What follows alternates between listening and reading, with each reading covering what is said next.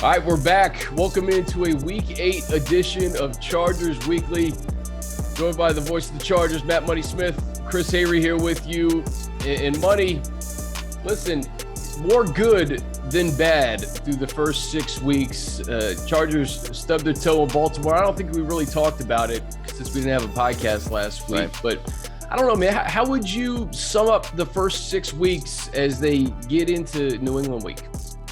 Well, I think you'll take 4-2. That's kind of the way I look at it. I think when you looked at the way that schedule, laid out, we knew what Dak and the Cowboys looked like before he got injured last year. They traded punches with the Super Bowl champs in that opening week, and just lost on Tom Brady's incredible heroics once again. So we knew they were a good team. It's a tough loss, just kind of the way that game played out. But I think you end up atoning for that by going into Arrowhead, winning there, and then the fact that they knocked off the Raiders. So you go 2-0 in division, you're 4-2 overall. Yeah, there's a little bit of a bad taste because of how poorly they played in Baltimore, and you just hope that one doesn't come back to bite them, because I would expect, I think Baltimore is, I'm still not quite sure, but I think Baltimore is going to be there in the end. So, just kind of thinking back to 2018 and how a tiebreaker completely changed the trajectory of their path to the Super Bowl. You hope that doesn't come into play. I keep going back to that 3-week stretch where you go to Arrowhead, you win, you beat the Raiders on Monday night, and then on a short week, you beat the Browns, who I think if they get healthy, they're going to be there in the end. Especially with Chubb and Hunt. So to get those 3 wins, and I don't know, man, we're so close to it. Maybe we should have saw it coming a little bit, right? You had a short week, you score 47 points against the Browns. You got to turn around, play 10 a.m. A 10 a.m. game, I guess, on the West Coast, going west to east.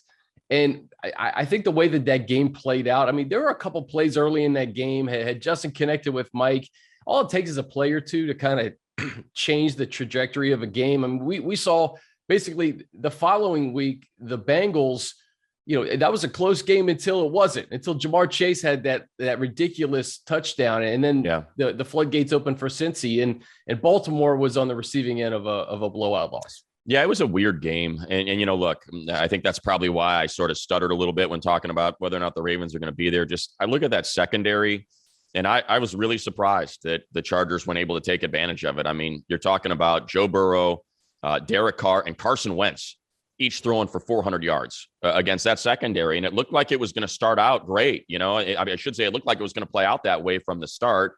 Keenan Allen ends up attacking Averett on that first drive. I know it stalled out at midfield, but that looked like that was going to be there all day. And it was just weird that they never went back to it. It was an odd game, and look, I'm not one to question, what the calls are, who's making decisions and why they are, but it just seemed odd that on critical downs, Keenan's not getting targeted. Mike Williams wasn't getting targeted. It was like Jalen Guyton and Josh Palmer. And it was just a strange game, the way it played out. I thought the Chargers offense left quite a bit out there. And Herbert was off, his passes were off the mark. It was just, it happens. Just like the track meet against the Browns, those things happen, but you hope that it's an anomaly. I have no reason to believe it's not. The one thing that I think is a bit of a concern is that run D, especially after seeing what the Bengals defense was able to do against those running backs that looked like they were 3 steps slow in the Charger game, yet still were gashing that defense for 8-9 yards a carry. And then completely shut down by the Bengals. I mean, Lev Bell, Latavius Murray did absolutely nothing in that game. So that's, I think that's my big thing coming out of the bye. And I think the legitimate concern beyond, hey, it's kind of surprising, it was an outlier. Well, with Justin Jones' return, with Drew Tranquil's return, with Nas Adderley's return, just right up the middle of that defense, that's what's got to come out of this bye week, is they have got to be better in the middle of that defense. And that's, I think, getting bodies back, like you said, right? You get Justin Jones back, that's going to help your run D. And, you can get away with maybe not having Murray or Tranquil on the field, not having both, right. It definitely, you were exposed a bit. If they can get back to that run defense, Monday Night Football, where they allowed 48 yards to the Raiders. And right. I know they were thrown all around the yard, but I appreciate the tweaks too made to special teams, recognizing that you don't want this to be something that bites you later in the year, right? With field position, you get a guy in Andre Roberts who was in Houston and they weren't going anywhere. He's been a Pro Bowler each of the last 3 years. And then you bring in Dustin Hopkins, who frankly, he had a tough start to the year. He was kicking pretty good for Washington, and then they cut him after a loss, and it really wasn't necessarily on him. I mean, this is a guy who has a proven track record in the league, and I wish Tristan all the best. He's a great dude, and it wasn't working out, and it's tough when you miss 5 extra points in the first 6 weeks of a season. Yeah. It's kind of tough to overcome that. So making these subtle tweaks money on special teams, knowing that third phase starting against New England is going to be so critical moving forward, I think that was a good move. Yeah, no doubt. And even, I know the extra point misses and the field goal misses are certainly more obvious, but to me, the return game had to get something. Just the lack of speed, the lack of explosive plays, I think was crushing the Chargers. I really do. Every time, one of those, whether it was Roundtree or whomever it might have been, brought a ball out of the end zone, I was just like, this just isn't going to end well. It's not. They are not going to get to the 25. And you can see it. There's just no juice, in those returns. And Robert's got juice, and that's what you need, And look, Adderley had juice. We saw it last year, when Coach Lynn put him back there, just the difference in the return game from what they had prior to what it looked like with Adderley. And you talk about special teams coverage and blocking and that, but it was clear, last year it was clear. Okay. Yeah, it was the returner. And I got no problem with them going out and getting a guy that's done it at a very high level and seeing if, that can be the panacea to that particular facet of the game. In terms of Hopkins, they said all the right things. And look, they gave Tristan an extra week.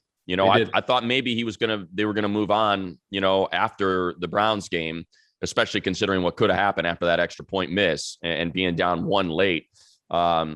But they gave him an extra try. They gave him a chance. And unfortunately, he came up short again. So what that signals to me is this is a front office and an organization that believes they have what it takes to make the playoffs and win a Super Bowl. And they cannot be patient with developing young players right now on the field. I'm sure they'll try to sign him back to the practice squad. They may have already by the time this posts, and continue to develop him because he's got a strong leg. And we've seen, with Chase McLaughlin and Younghoe Koo, the kickers of Chargers past that have gone on to have great success. I'm sure they would like to keep Tristan around and hopefully develop him. And I can't imagine he won't clear waivers. But I like I said, to me, the biggest thing that comes out of that is we appreciate developing young talent. We just can't do it this year, not with all this talent and a 4-2 start to the season.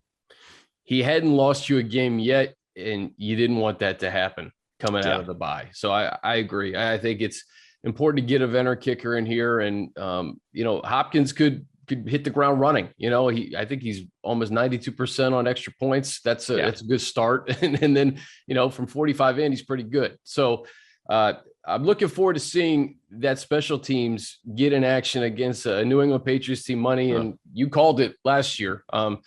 This is a team I think that should have the full attention of the Chargers. I think they're an ascending team right now. I know it was the New York Jets, and I know their 3 wins have come against really bad teams, but they could have easily beat Dallas. They could have easily beat Tampa. The quarterback's playing better, and they got their running game going. I think Bolden and Harris combined 192 total yards. So, that running game you mentioned, they're going to be tested against Harris and company come Sunday. Harris has been good. And, I'm hoping we're going to see what we saw against the Chiefs. And that is an aggressive, because look, Harris has had some fumble problems. I'm trying to get a look at it now. Yeah, he's lost 2 fumbles already. So, get after it. Get after that ball. Ball security has been an issue, but he's been running effectively. 4.5 yards per carry. He's got nearly 500 rushing yards. He's got a long of 35. And that's what they're going to do. They're going to run Harris, and you know how Bill Belichick and Josh McDaniels like to do this. They exploit weakness. I mean, like every team does that, but they do it better than almost everybody else. They find weakness and they exploit weakness. And we saw that last year. And I'll be honest, man, I'm hoping that I think they found something in the punt game. They just did. And, I've never seen anything like it. And I think it flustered the coaches. I think it flustered Ty. And man, it was ugly. And I'm hoping that isn't, because it's, Matt Overton's there now, so you got a different long snapper, but I'm hoping that doesn't show up again, because I feel like, Ty's come a little bit close to getting a couple of those blocked. And that's why the Patriots won the Texans game. Now granted, the Texans did a lot to, put themselves in harm's way with that ridiculous play that made absolutely no sense. But that, they should have 2 losses instead of 3. I should say they should have 2 wins instead of 3, were it not for that blocked punt. That was the difference in that game against Houston. So, that's stopping Damien Harris, and Mac Jones has been really good. He's been the best rookie quarterback, and he just takes what you give him. And that means I think we're going to see, because of the way that Brandon Staley's, elected to play defense this year, he's going to have a lot of completions. There's going to be a lot of underneath stuff. It's going to look a lot like the Chiefs game, where they're going to, force you to complete 5 and 6 yard passes and have 12 and 14 play drives, and hopefully bow up in the red zone when the field shrinks.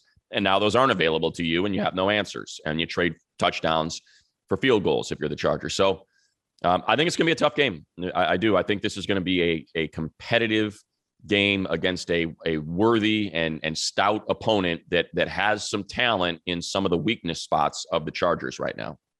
Staley was asked if he was going to remind players what happened last year, and he simply just said, "Man, I wasn't here. I wasn't here. It's a new team. It's a new year. If those guys want to get some motivation from it, then, go for it. But this is a different operation."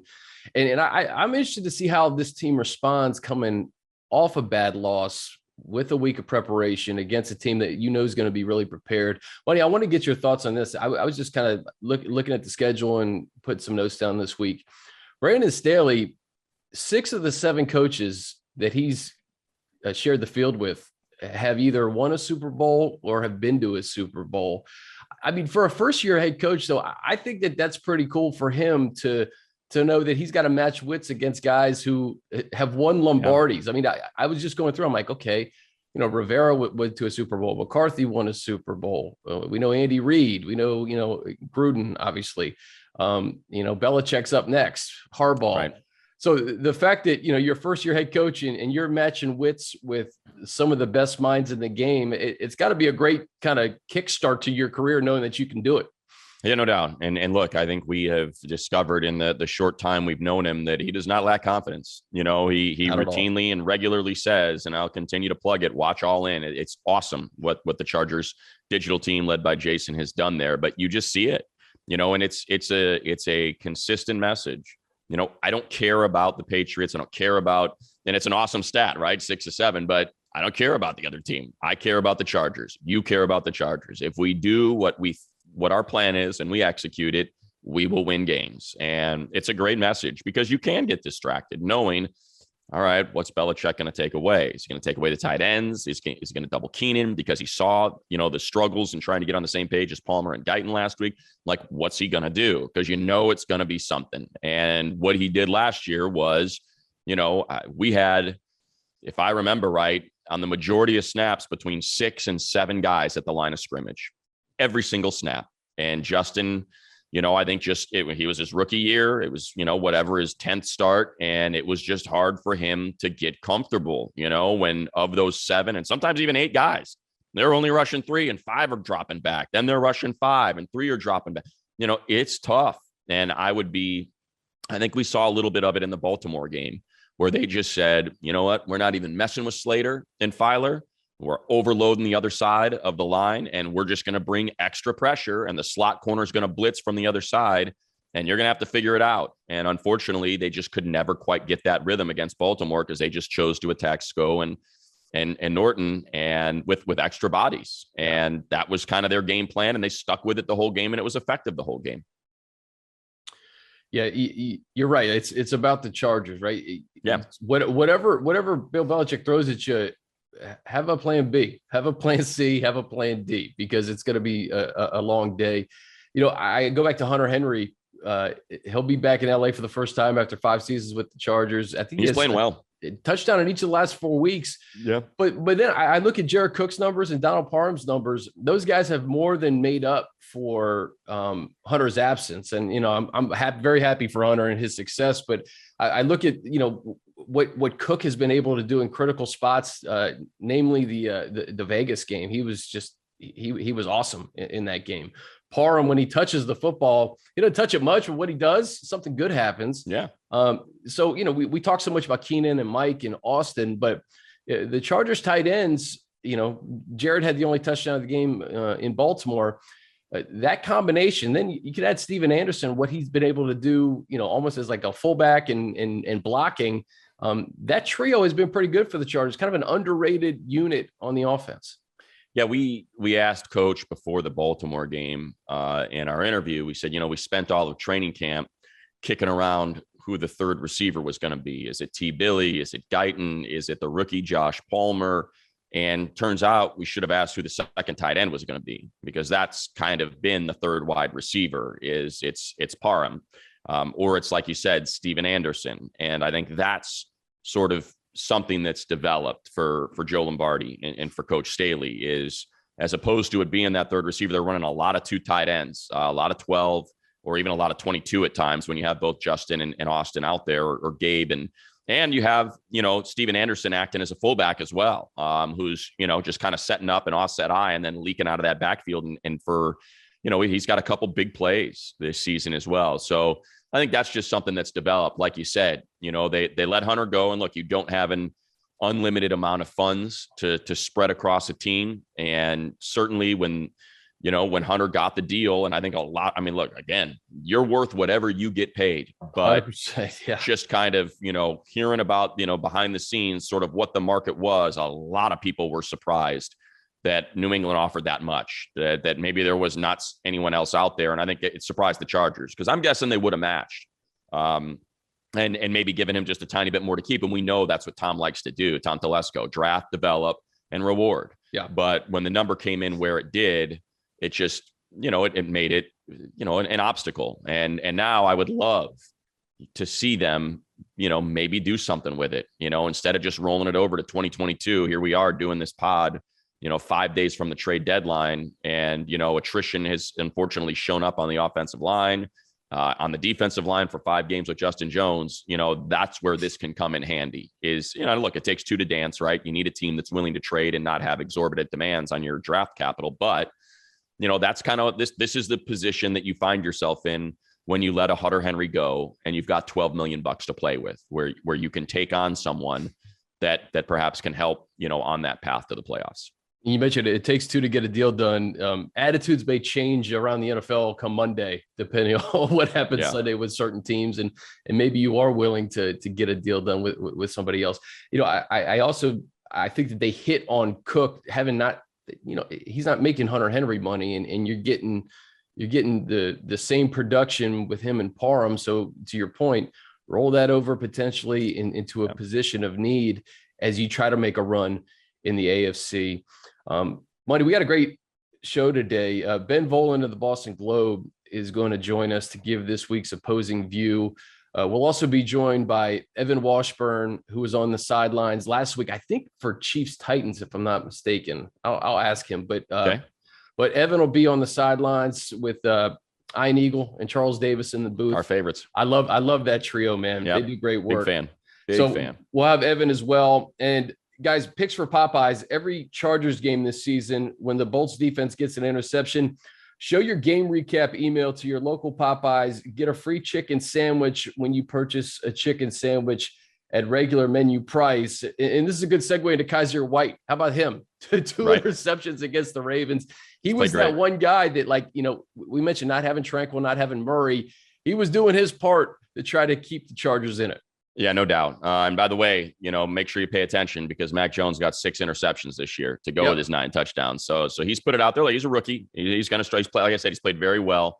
But I'm just kind of getting a look at his game log now. So yeah, had 1 in each. And then of course the 3 against New Orleans, where they got absolutely destroyed by that Saints defense. That's really good. But since then, 1 in each against the Bucs, Texans, Cowboys. Did not have any last week, because it really was one of the most pathetic performances by a professional team in a long while. What the Jets put out there, it was almost like a bye week. I'm being snarky, but it was ugly. I watched that game back, and boy, that was embarrassing. But yeah, I think, pay attention, make sure you heed Harry's call there and get yourself to Popeyes, because I would be surprised, especially with the return of Tranquil, with how active Kaiser's been at diagnosing and just exploding on the ball for interceptions. Look, he played exceptional. He was our player of the game. There really wasn't much to choose from. Yeah. But, I think you talk about that pairing, and to me, that's of the three linebackers. And I love the rotation and being able to keep those guys fresh when Kenneth is healthy. But I love the way Drew and Kaiser play together. I just feel like they complement each other perfectly. I think once Kenneth gets healthy, that's going to be interesting as well, because he is so explosive and fast. And I think that's going to add something to the pass rush. And I feel like I feel like Chargers need a little bit of juice in the pass rush. I mean, if you watch that Baltimore game back, I'm not exaggerating. I'm not embellishing when I say Joey was getting triple teamed, not double, triple teamed. It was crazy. I saw it. Somebody put it on. I forget who it was. Maybe it was Chris Trapasso, CBS Sports. They put in every single play of him getting double and triple teamed. It was incredible. The Ravens had a game plan. Exactly. If that's going to be the Patriots as well, because their offensive line's been good. I think they thought it was going to be great. It's been good. It hasn't been, I think, exceptional. Mac Jones has been sacked 14 times. So, let's see if we can get, especially with Justin Jones back, you're not going to have blockers there freeing up and doubling up on Linval and letting Tillery just go one-on-one. So let's see if they're going to do that, if that's going to be their approach.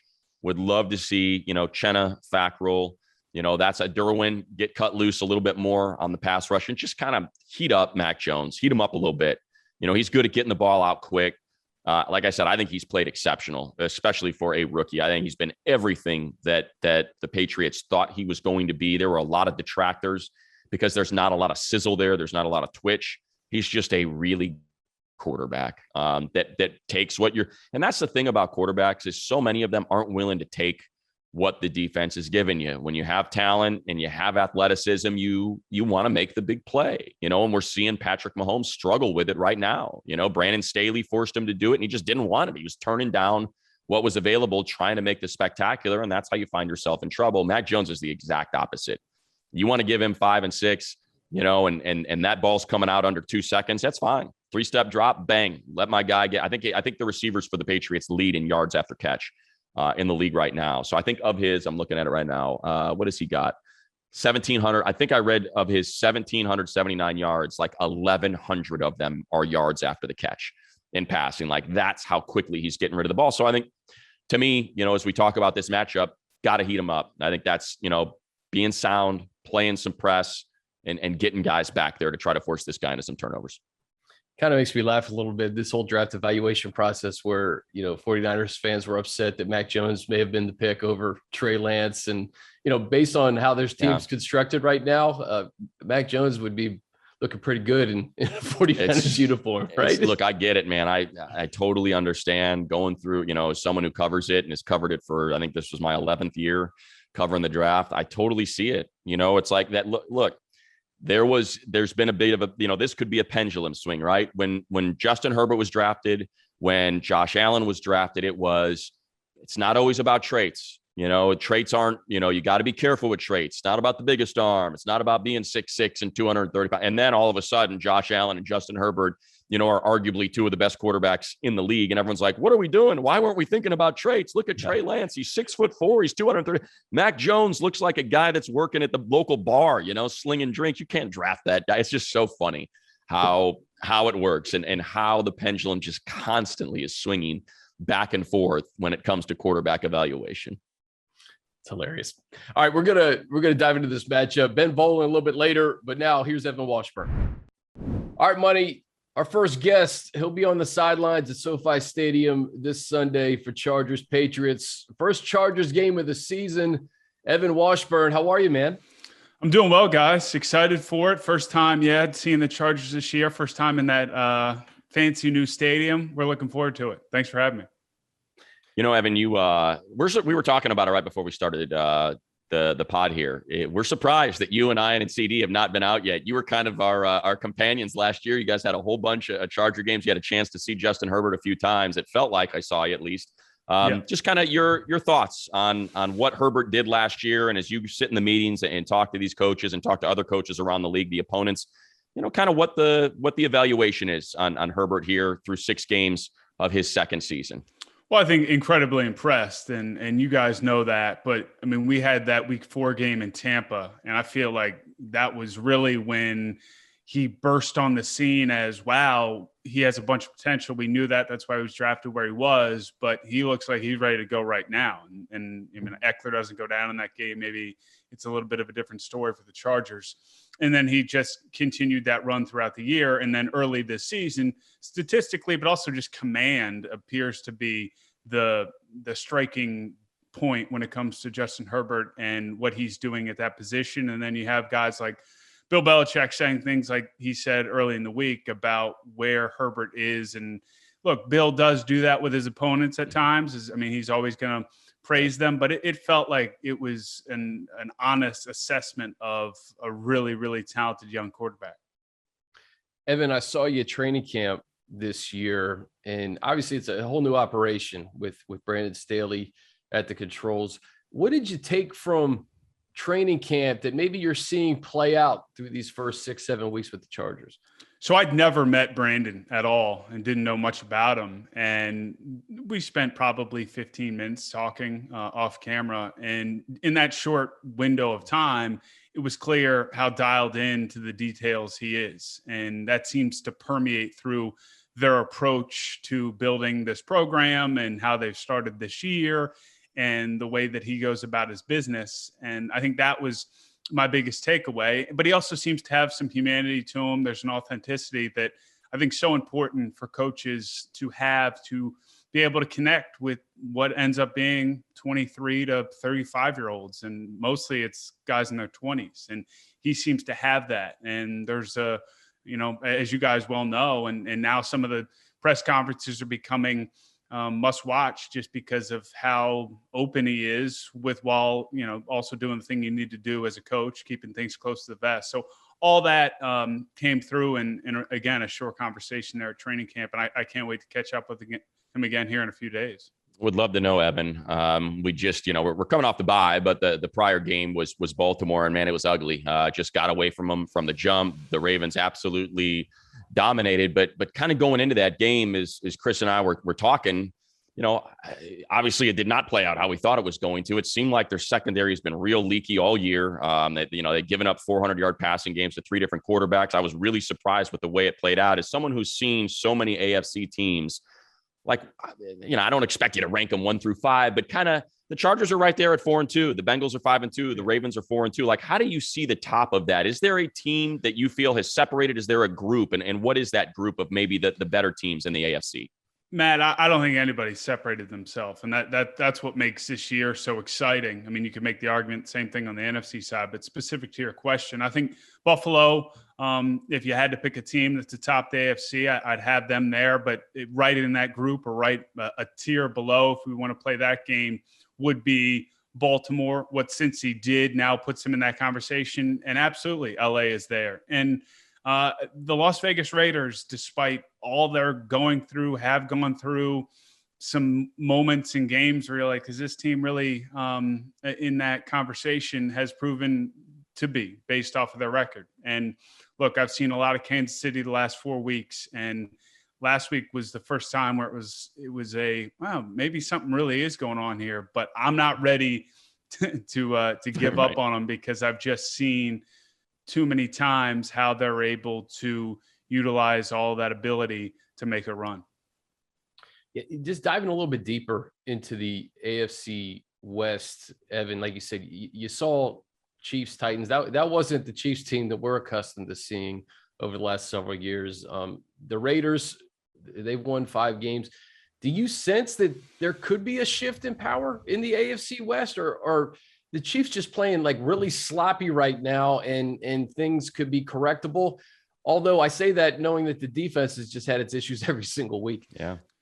Yeah, Chris, look, the math is going to start to work against you. So whether that means shift in power and who's the most talented team, I don't know. But we are in week 8. Look, it's 17 weeks. So that kind of does some things with where we normally would make determinations and start to forecast playoff picture. But each week, Kansas City's putting themselves in a deeper hole to have to dig out of. And they just haven't shown the consistency on either side of the ball to be able to dig themselves out. Now, again, I'm not ready to put them to the side and say this isn't their year, but specific to the AFC West, I think they're in a tough spot to try and regain the lead in that division and win that division because, as you mentioned, there seems to be systemic problems on the defensive side of the ball.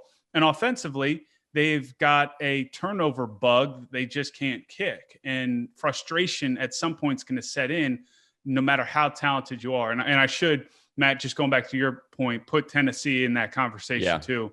I left them out just because we're still working through all these teams. But they showed a lot, not just in their win over Kansas City Sunday, but to do it off of the Monday night game. I'm a huge Vrabel fan. We talked about Staley and what he does with building that program or has done. Vrabel's got that team playing with an identity over the last couple of years that just puts them in every game. Yeah, I love that you mentioned that.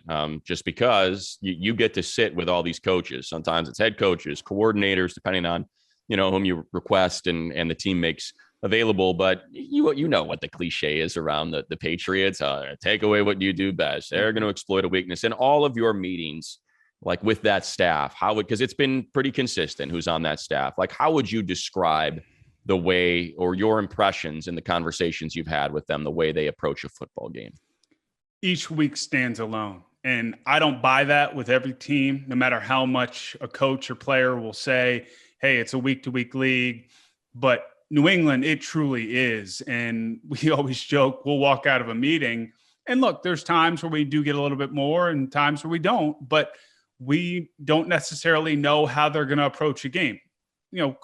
Prime example would be this weekend. We haven't met with New England, but on paper, you would say, based off of the way they ran the ball against the Jets and LA struggled to stop the run this season, and specifically against Baltimore, man, they're going to run the rock in this one. But I've done enough of these New England games to know that that's not the way to approach it, because you could come out and they throw it 15 times to start the game. So that said, I think over the years, I truly believe that they go into each week and determine 3 or 4 things that they want to do. Yes, that could be taking away an opponent's strength, or they see a vulnerability in an opponent that they want to exploit, and they're unique to that week and that opponent. And that puts a lot on the players. And I think that's what you're seeing now with somewhat of a new shift, not just a quarterback, but a lot of youth in certain spots where it can be a lot for players to handle, because again, it's almost like you're learning a new playbook each week. Evan, what do you make of this 2021 Patriots team just from afar? Money and I were just having this conversation. I think they're ascending. The rookie quarterback's really good in Mac Jones. Their 3 wins have come against the Jets twice and the Texans, but they almost beat the Cowboys. They almost beat the Bucks. I think they lost by a point to the Dolphins. What do you make of what the Patriots are right now and kind of where they're going as we get closer into 2021?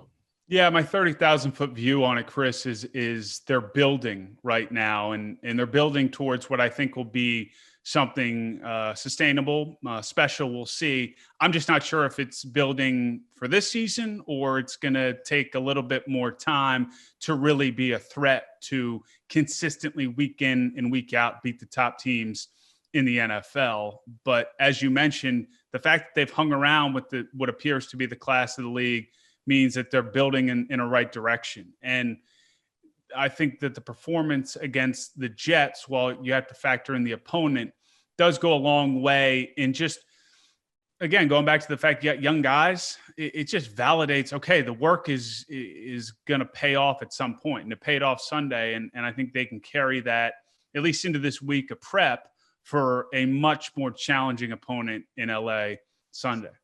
Evan is someone who does his work on the field. I would love to know. And if you got to take a second to think about it, feel free. But, when we walk around on the field, when DJ and I will go down for like an hour, after kind of our pregame duties are done, every now and then there's a player that you're standing next to and you're like, this is ridiculous, and like Trent Brown was one of those guys. I mean, he is just a mountain of a man. Montez Sweat with the Washington football team, so much attention on Chase Young, but when you're standing next to Montez Sweat, you're like, this is incredible. Can you think of a couple players as someone who's down there that just stand out to you? I mean, obviously with the Chargers, I bring it up because of Derwin. He's just built so different than everyone that plays that position.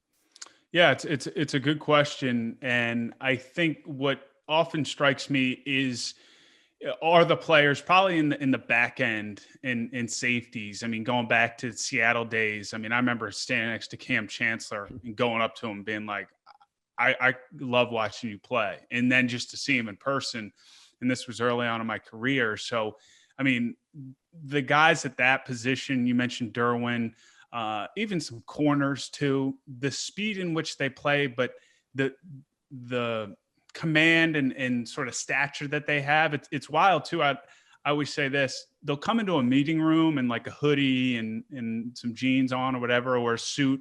And they look, obviously well put together. They're athletic young guys, but they don't look completely imposing. But something happens when they put those pads on. Maybe they put a little lather on the old biceps, and some of these corners and safeties, and obviously linebackers too. Those are the ones that strike me because they move so fast too. Look, the D linemen are big, and the offensive linemen are big, and that's obviously part of the position, and you're impressed by their stature. But I'm always struck by the corners and safeties and how fast they go at certain sizes. We'll segue from players to just stadiums. SoFi Stadium, a packed house on Sunday, Evan. I guess that'll be your first time seeing that place full. Correct me. I don't know what game you did at SoFi last year. I've never been. So you guys we only had you guys on the road last year. So this is my maiden voyage. I'm excited. All right, not to just check a box, but also just to see it in person. Oh, you're gonna love it, man. So, I mean, I don't know if you could rank kind of your favorite stadiums to do this job. I mean, there's probably so many iconic venues that you think of right away. My bet is that after Sunday, SoFi is going to be up there. Yeah, I mean, it would appear so. I will say I am a sucker for sort of nostalgia and football history and tradition, and places like Green Bay. We don't go there often. Obviously, NFC, CBS, Crew often do those games, but I've done probably 3 over the last few years, and it's unique in a lot of ways, not just because of the location, but for example, they just don't have many ads. I mean, they have one, I think, on the big screen, and then everything else is just green and yellow. And you just know the history of that place. So I would say whenever I'm there, I do take a moment to appreciate it and do appreciate it. And then places like Pittsburgh, where I've been a bunch, is also one of my favorites because the way it's structured, I like it when fans are right on top of you. Buffalo would be in this conversation as well. They got Renegade going down the stretch to get that place lathered up. Buffalo's wild in all the obvious ways, as we've seen. So again, I trend towards the older places because they're built to kind of make the atmosphere almost feel electric. But I will say, and look, it's in the division. It's a rival of you guys. But the Vegas spot for a new venue, they did a nice job of making sure. Because I found with some of the newer stadiums, especially the indoor out, whatever ends up being, they're just not loud. They don't worry about acoustics. It's more about maybe suites and all those things. Right. The Vegas spot gets really loud. They did a nice job in making sure, one, that it checks all the boxes that they want for the fun. But man, it resonates in there. So, but again, I tread towards the older spots. Just last thing for me real quick, Evan, as you have now done a game in Vegas, it's different than any other city you go. Like, what did you end up doing on Saturday night before the game? Did you go out? Did you stay in? Like, where'd you stay? I would love to know. Yeah, we stay at a hotel that's connected to one of the big casinos, but it's one of the few hotels, because I've been to Vegas a bunch for work, mostly during basketball season, and it's unavoidable. Like, you want to go to the gym, you're walking through a casino. So the place we stay doesn't have that, which kind of keeps you in check, which is nice. I like that. I'm not a big gambler, but I like to have fun. I like to go to good restaurants. So I would say Saturday was just keeping it low key, but Friday, yeah, you can. I mean, the nice part is that whether you're staying at a casino to do a game or you're connected to one like we are, you honestly take the elevator to the casino level. You walk out, you walk through it, and then there's, as you guys well know, I mean, a bunch of 5-star restaurants, right there. So I've I've enjoyed it. I mean, it's a long flight from Baltimore. So selfishly, sometimes that's part of the math for me. But when we're there, it's cool. People are into it. They have a really good – I was worried that it was going to be – and you guys have fought some of this too, I know, kind of the road teams fun trip. And look, there was some of that. We did the Bears game. There were a lot of Bears fans there. But the Raiders fans bring it. I mean, it's really loud, and they seem to somehow either – grab control of that community, or they get people coming from Oakland. Well, man, we can't wait to have you in LA on Sunday. I still can't believe that you guys didn't do a game at SoFi last year. So this will be fun for I'm glad, honestly, that we're not going to, I mean, I'm sure it would have been cool last year to see it, but I was just watching back the Browns game this morning, and that place was rocking. Awesome. It was loud. It was, just looked so big. Yeah, it's big. I'm glad awesome. We're seeing it for the first time, probably with a full packed house. All right, buddy. Safe travels. Appreciate your time, and we'll see you on Sunday. Yeah, thanks for having me, guys, and we'll see you in a few days. Be well. Awesome. Appreciate it, Evan. Thanks. All right, guys, before we get to Ben Volin of the Boston Globe, a quick note to let you know that Pepsi, they're handing out the ultimate Chargers fan experience only at 7-Eleven. Rush in, scan the code, enter for a chance to win some awesome prizes. Bolt up with Pepsi. No purchase necessary. Must be 18 years or older. Sponsor PepsiCo for official rules. Visit boltupla.com/711. All right, to get this week's opposing view, let's bring him in. Ben Volin, Boston Globe. Ben does great work covering the Pats. A big one in Los Angeles Sunday, Ben. Absolutely. This is a big game for the Patriots. In the AFC standings right now, it's never too early to look at the playoff race. There's a whole cluster of teams between 5-2 and 3-4. No one's really running away with the conference right now. So this is a big game for the Patriots, who are in that 3-4 cluster. There are 3 wins this year. 2 are against the Jets and 1 against the Texans. So they haven't really beaten any quality opponents yet.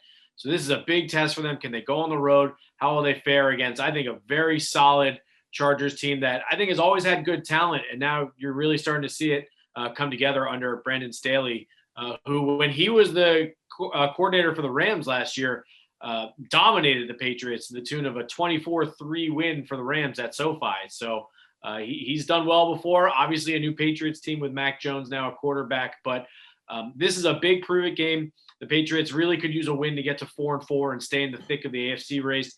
And this is a big prove-it game for the Patriots just to show who they are. Are they only a team that beats up on the dregs of the league, or are they a quality team here in the AFC?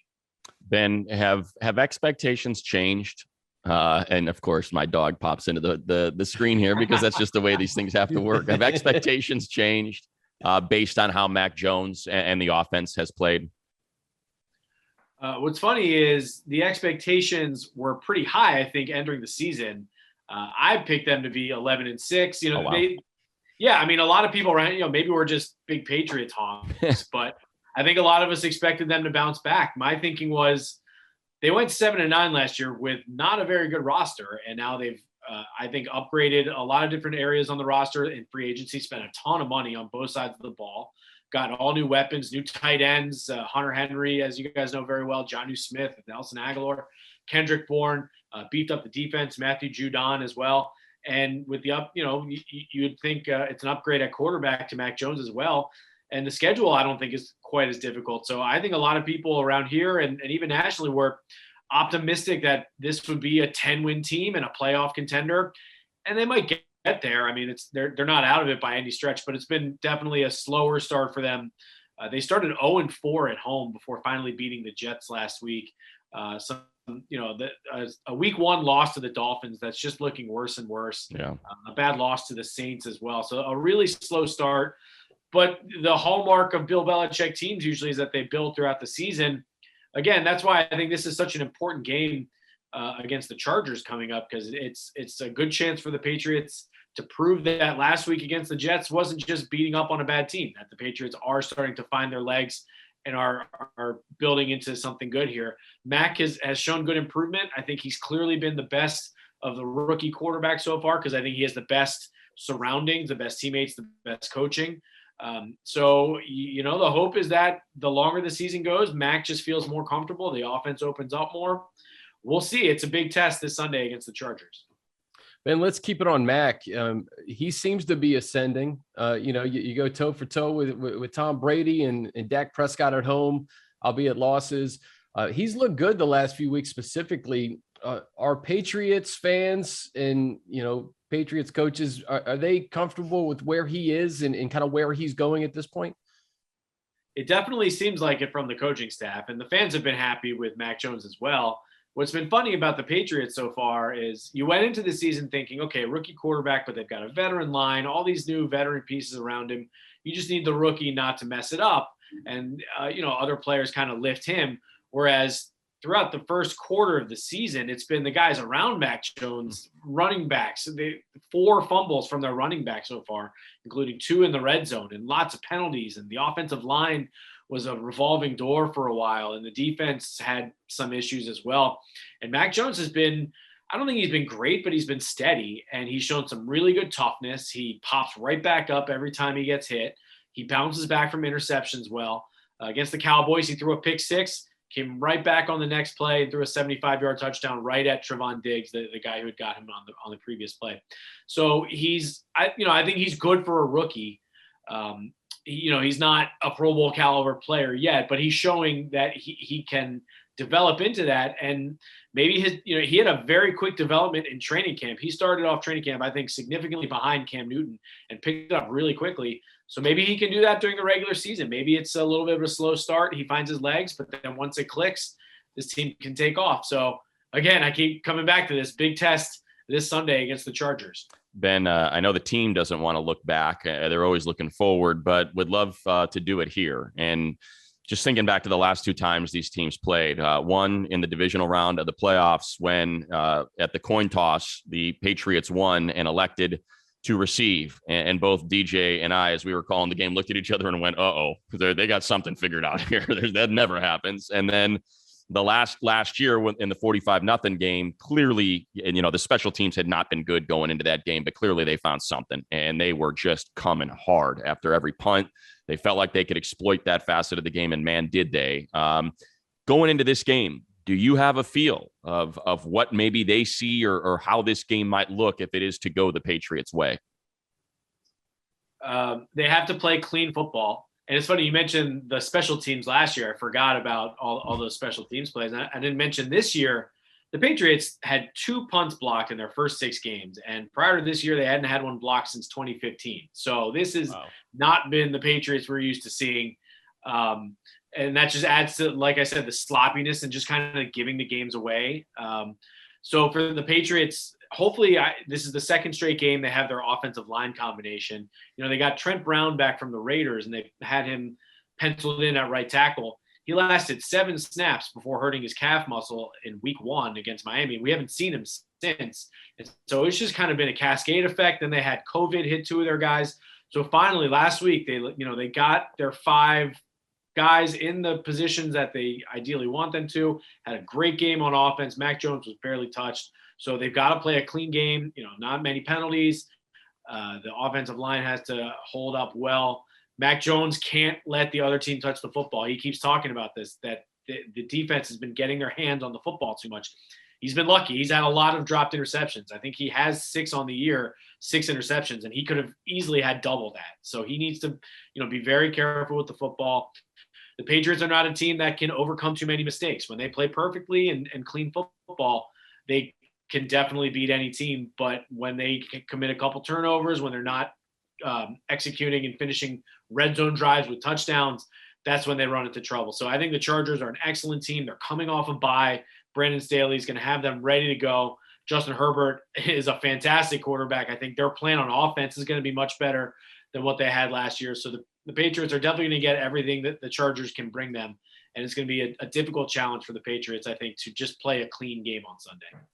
Ben, I'm glad you mentioned the Rams-Patriots game too, because that was like a 4-day span, right, where the Chargers played the Pats on Sunday, then they played the Rams on Thursday Night Football. I realize that it's 2 different teams, but what did Brandon Staley do defensively in that game that gave the Patriots so much trouble? If I recall, it was really about the Rams' speed on defense. And the Patriots, I think their roster last year, it was kind of a reset year for them. They didn't spend any money in free agency. They didn't have a whole lot of talent, and they definitely didn't have a whole lot of speed on offense, especially once Edelman went down.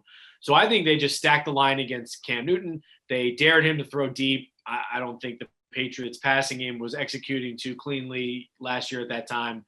And the Rams, just their speed, they just overwhelmed the Patriots on offense. And the Patriots were a run-based offense then too. And I don't think they could get anything going against a Rams defense that finished the year number one in many categories. So that was an excellent defense. I think the Chargers present many of the same problems. Joey Bosa, wherever he lines up, is going to be a big problem. Isaiah Wynn, the Patriots left tackle, has not had a good season. He struggled with penalties, a few sacks. He had COVID that knocked him out a few weeks. If he goes up against the right tackle, he's going up against a guy, Michael Onwenu, who didn't start the season at that position, so he's kind of a backup there. So Joey Bosa, the Chargers, I think, have a chance to be very disruptive up front, and it's going to be a big challenge for the Patriots offensive line. How's our old friend Hunter Henry been? I mean, he's got a touchdown in each of the last four. I mean, they certainly look. We miss Hunter's production and also his presence. Just such a good dude. How has it been having him there in New England? Yeah, it definitely seems like a good dude. Not that we get too much face-to-face time with any of these guys anymore, but he's been definitely a welcome member of the Patriots and someone who has come on after a slow start. You mentioned a touchdown in 4 straight games. So he's become a very reliable target for Mac Jones. Not a high volume receiver, but he's not catching 10 for 120, but big target in the red zone. And they've been, like the Patriots do, they've been using him to chip defensive ends and to stay in on blitz protection once in a while, and definitely in run blocking. So they're using him as a true 3-down tight end. He's been more consistent than Jonnu Smith. Through the first 3 games, it was looking pretty disappointing. I mean, they spent a lot of money on these 2 tight ends and weren't getting much production. Henry has come on. Jonnu Smith has been a little slower. He made a couple big plays last week against the Jets, but then got hurt. So we're not quite sure where Jonnu Smith is going to be this week yet. But Hunter Henry has been a nice signing for them.